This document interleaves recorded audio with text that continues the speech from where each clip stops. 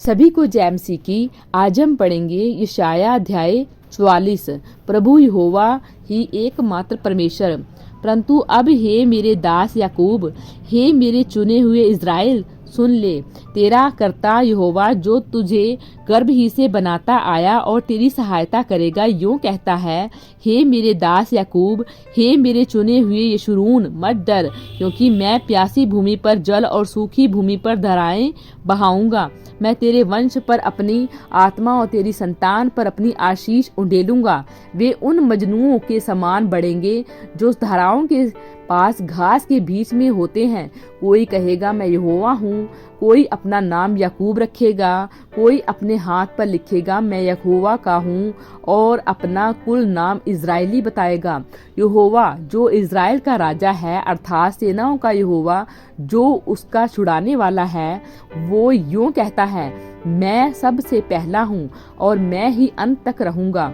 मुझे छोड़ कोई परमेश्वर है ही नहीं। जब से मैंने प्राचीन काल में मनुष्यों को ठहराया, तब से कौन हुआ जो मेरे समान उसको प्रचार करे या बताए, या मेरे लिए रचे अथवा होने वाली बातें पहले ही से प्रकट करे।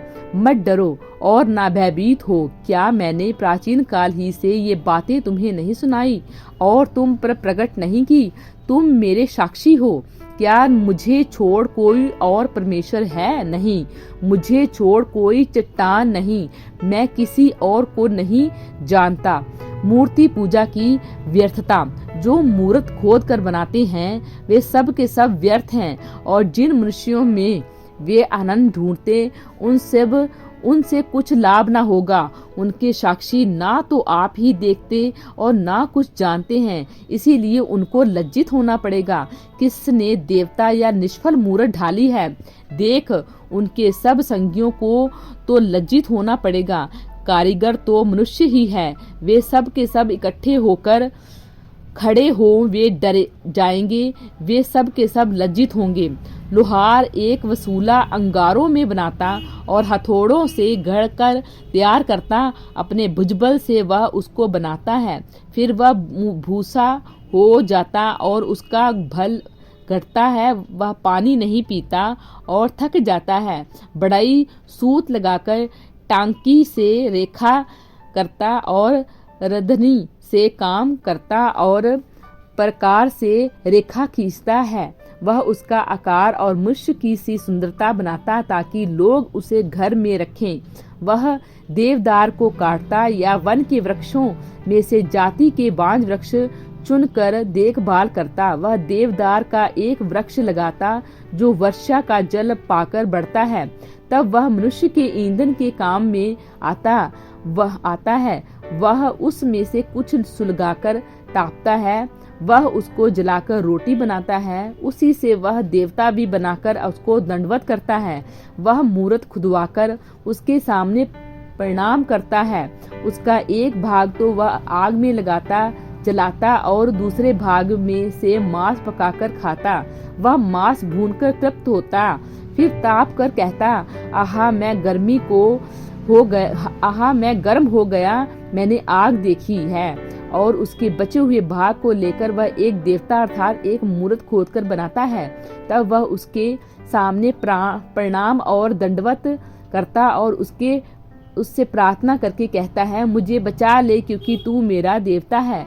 वे कुछ नहीं जानते, ना कुछ समझ रखते हैं, क्योंकि उनकी आंखें ऐसी बंद की गई हैं कि वे देख नहीं सकते, और उनकी बुद्धि ऐसी ही वे बूझ नहीं सकते। कोई इस पर ध्यान नहीं करता, और ना किसी को इतना ज्ञान या समझ रहती है कि कह सके, उसका एक भाग तो मैंने जला दिया और उसके कोयले या रोटी बनाई और मांस भूनकर खाया। फिर क्या मैं उसके बचे हुए भाग को घिनौनी वस्तुएं बनाऊं?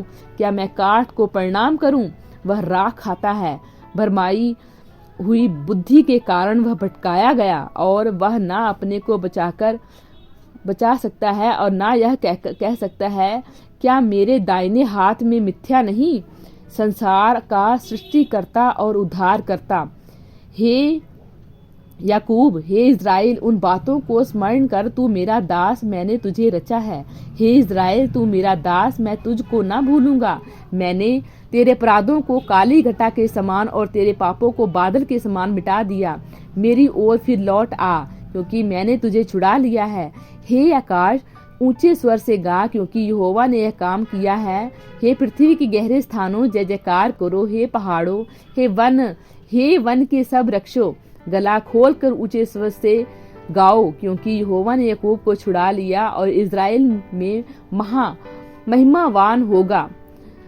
यहोवा तेरा उद्धार करता, जो तुझे गर्भ ही से बनाता आया है, यूं कहता है, मैं यहोवा ही सब का बनाने वाला हूँ, जिसने अकेले को आकाश का ताना और पृथ्वी को अपनी ही शक्ति से फैलाया। मैं झूठे लोगों के कहे हुए चिन्हों को व्यर्थ कर देता हूँ, भावी कहने वालों को बावला कर देता हूँ। मैं बुद्धिमानों को पीछे हटा देता और उनकी पंडिताई को मूर्खता बनाता हूँ, और अपने दास के वचन को पूरा करता और अपने दूतों की युक्ति को सफल करता हूँ। जो यरूशलेम के विषय कहता है, वह फिर बसाई जाएगी, और यहूदा के नगरों के विषय, वे फिर बनाए जाएंगे, और मैं उनके खंडरों को सुधारूंगा। जो गहरे जल से कहता है, तू सूख जा, मैं तेरी नदियों को सुखाऊंगा। जो क्रूसू से के विषय में कहता है, वह मेरा ठहराया हुआ चरवाहा है और मेरी इच्छा पूरी करेगा। यरूशलेम के विषय कहता है, वह बसाई जाएगी, और मंदिर के विषय तेरी नींव डाली जाएगी। प्रभु इन वचनों द्वारा आपको बहुतायत से आशीष दे। आमीन।